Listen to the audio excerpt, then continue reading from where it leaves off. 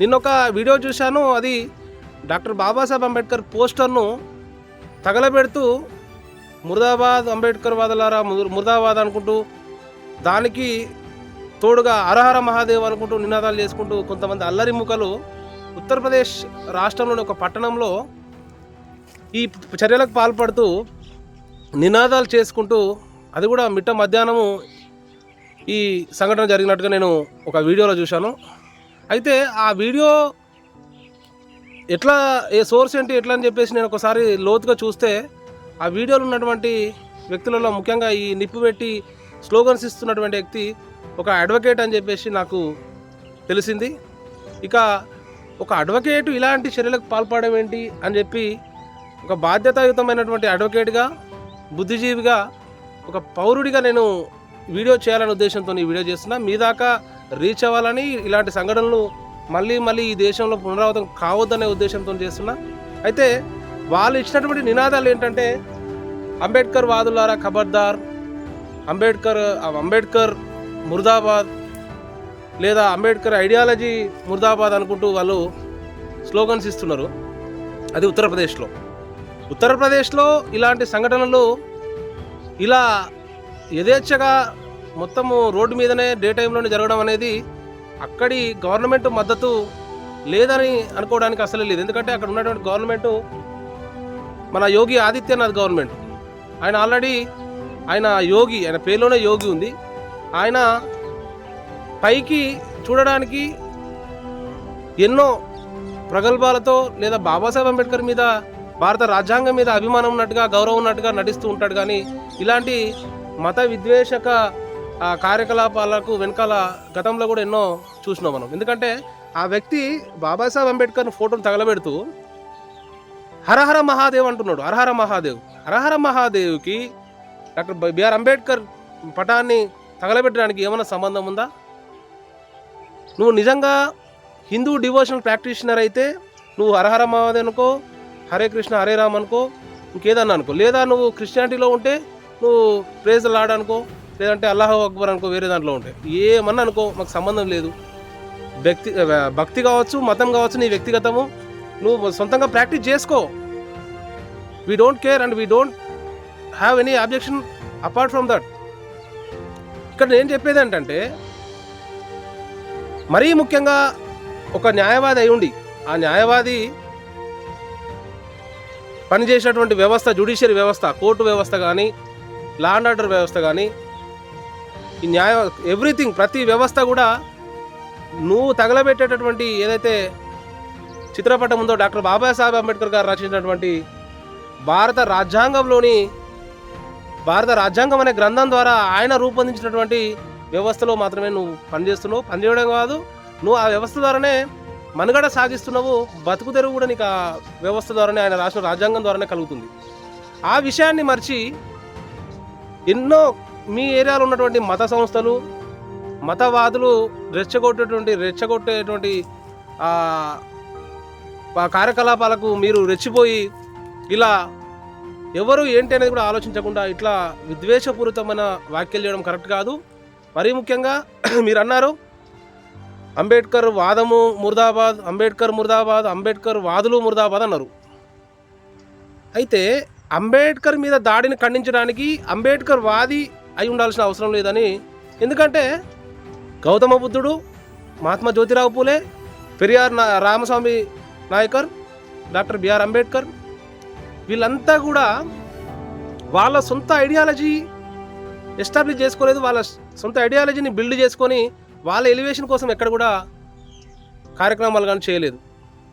వాళ్ళు కేవలం సమానత్వము, సౌభ్రాతృత్వము, లేదంటే అంటరానితనం లాంటి వాటిని వ్యతిరేకిస్తూ అనేక రకమైన సామాజిక చైతన్య పోరాటాలు చేసిన వాళ్ళ జీవితకాలంలో.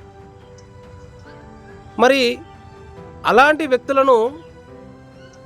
వ్యక్తులు చేసినటువంటి పోరాటాలను, వాళ్ళ భావజాలాన్ని మనము ఒక వ్యక్తికి సంబంధించిన భావజాలంగా కావచ్చు, ఐడియాలజిస్టు, అంబేద్కర్ ఐడియాలిస్టు, పెరియార్ ఐడియాలిస్టు, పూరే ఐడియాలిస్టులు అనుకోకుండా, అలా కాకుండా మెజారిటీ ప్రజల యొక్క సంక్షేమం కోసం, మెజారిటీ ప్రజలను సమానత్వం వైపు తీసుకెళ్ళడం కోసము, వారిని చైతన్యపరచడం కోసం చేసినటువంటి కార్యక్రమాలు, ఆ కార్యక్రమాలే వారి ఐడియాలజీ. అది వాళ్ళ సొంత ఐడియాలజీ కాదు కదా. అంటే ఎంతోలాంటి మనలాంటి వాళ్ళందరికీ కూడా ఉపయోగపడేటటువంటి ఐడియాలజీని మనము ఒక వర్గానికో ఒక వ్యక్తికో పరిమితం చేస్తే ఎట్లా? ఇక మరీ ముఖ్యంగా చెప్తే డాక్టర్ బిఆర్ అంబేద్కర్ భారత రాజ్యాంగ నిర్మాత, నవభారత నిర్మాత. ఈ విషయాన్ని ఒక అంబేద్కరిస్ట్గా నేను చెప్పడం కాదు, ఐక్యరాజ్య సమితి గుర్తించింది. Doctor Babasaheb Ambedkar symbol of knowledge అని, ఆయన జన్మదినాన్ని నాలెడ్జ్ డేగా జరుపుకోవాలని కూడా ప్రతిపాదించింది.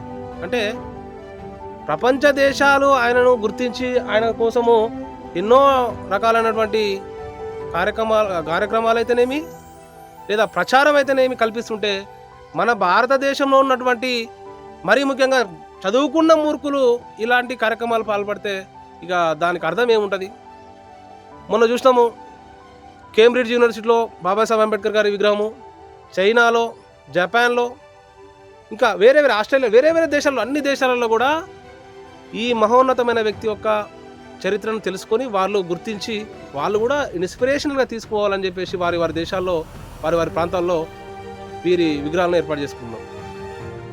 అంత గొప్ప వ్యక్తి యొక్క విగ్రహాలను కానీ చిత్రపటాలను కానీ ఆయన ఐడియాలజీని కానీ వ్యతిరేకించడము లేదా ధ్వంసం చేయడానికి ప్రయత్నం చేయడం అనేది సిగ్గుచేటు.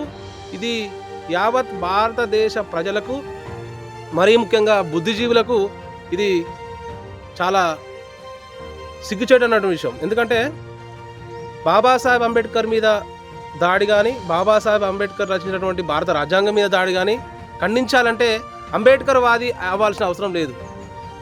ఒక బుద్ధిజీవి అంటే కామన్ సెన్స్ ఉన్న వ్యక్తి అయితే సరిపోతుంది. ఎందుకంటే ఆయన ఏ వర్గానికో, ఏ మతానికో, ఏ కులానికో పార్షియాలిటీ చూపించి ఆయన భారత రాజ్యాంగం అనే గ్రంథంలో ఏది స్వలాభం కోసం ఏది పొందుపరచలేదు. యూనివర్సల్గా భారతదేశ ప్రజలందరికీ కూడా ఆమోదయోగ్యంగా ఉండేటట్టుగా సమానత్వ దిశగా ఆయన రూపొందించినటువంటి రాజ్యాంగము మనకు ప్రస్ఫుటం కనిపిస్తుంది.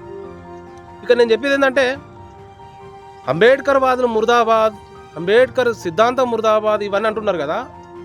నేను ఒకటే సూటిగా సవాల్ చేస్తున్నా, ఈ ఉత్తరప్రదేశ్లో జరిగిన సంఘటనే కాదు, గతంలో కూడా ఇక్కడ తెలుగు రాష్ట్రాల్లో కూడా జరిగిన సంఘటనకు నేను ఆన్సర్ చేస్తున్నా. ఒకటే, గౌతమ బుద్ధుడు, Mahatma Jyotirao Phule, Periyar Ramasamy Naicker and doctor B R Ambedkar ఇలాంటి అనేక మంది వ్యక్తులు ఈ భారతదేశ చరిత్రలో తమ అస్తిత్వాన్ని నిలిపి మార్గనిర్దేశకం చేసి వెళ్ళారు.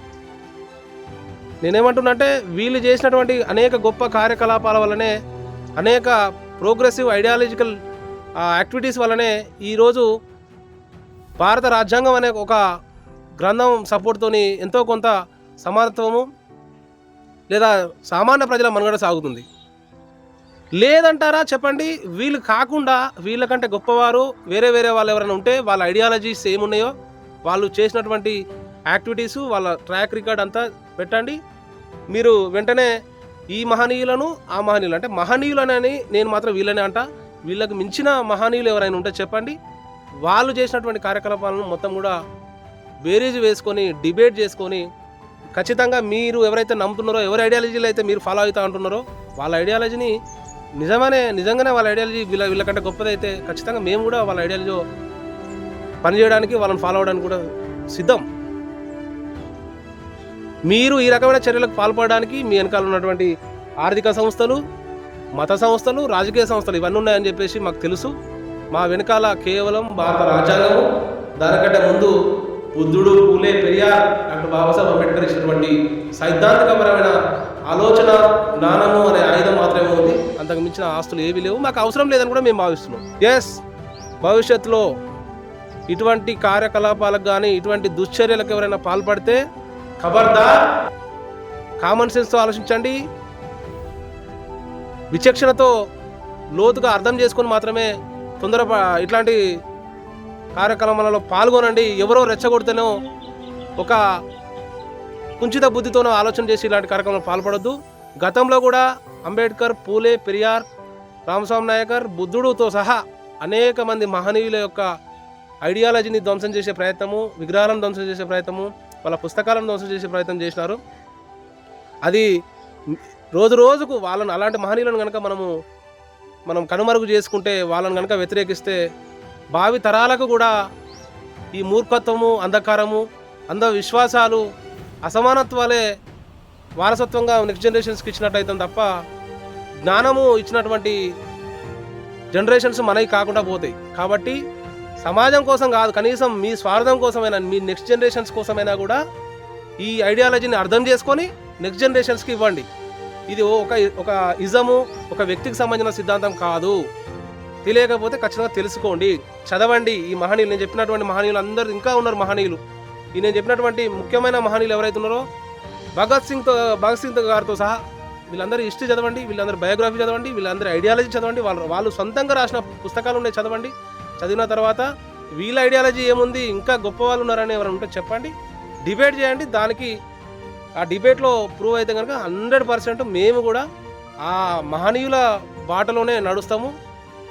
కాబట్టి ఈ వీడియో ద్వారా నేను ఒకటే మిగతా ప్రజలకు, బుద్ధిజీవులకు పిలుపునిస్తున్న ఒకటే, ఇట్లాంటి చర్యలు చాలా చోట్ల జరుగుతున్నాయి. సోషల్ మీడియా ద్వారా మనకు తెలుస్తుంది. ఖచ్చితంగా ఖండించాలి, ప్రతి ఒక్కరూ స్పందించాలి, ఖండించాలి.